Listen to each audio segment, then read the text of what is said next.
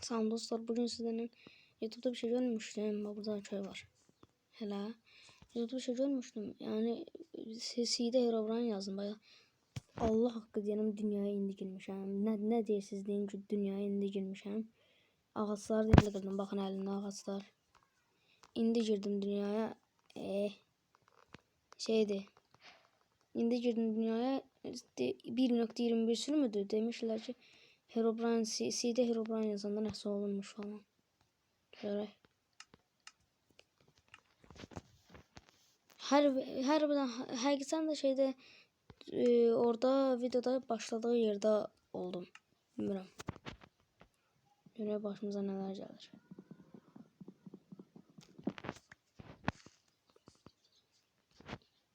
Gidelim köye.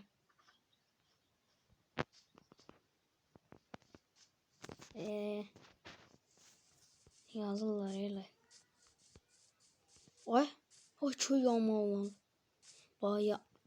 Ne deyirsiniz deyin. Ben dünyaya indi girmişim. Keşke girenden saç. Ay. Ben kılıncım var, hemen niye izletim. O oldu. Ne oldu? Oh my god. Yo nese var. Şunu sok size bir vuruş öldü.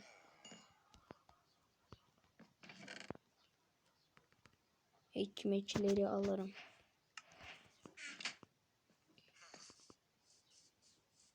Vay, bütün evler belediye.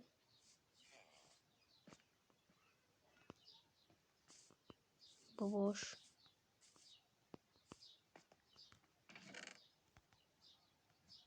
Bura bir yaxşı gəlməyəm, yoxsa yox, bura deyil. Eyni evdən 9.000'den almışdı. Aha. Vay, bu ne değil? Burada yağmur. Her yer yağmurlanır.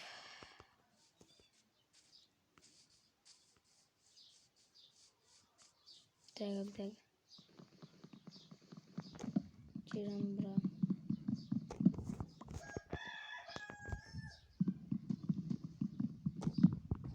Girdim.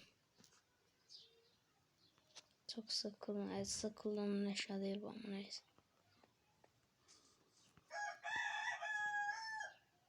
Öyle mi, burada bir tane ev var diyeceğim, burada ne yazar, bu kadar evin arasında da yoktur. Vay, otursun ha. İş kalk burada. Öldürdüm. Böyle yonmuş ha. Buracala. Sındır.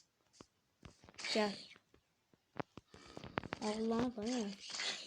Bütün her şey geçseler ölecekler. O neydi?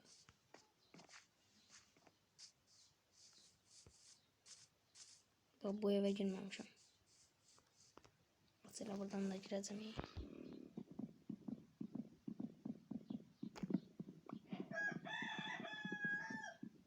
Langaranç. Oho. Projelerdendir. Hihi.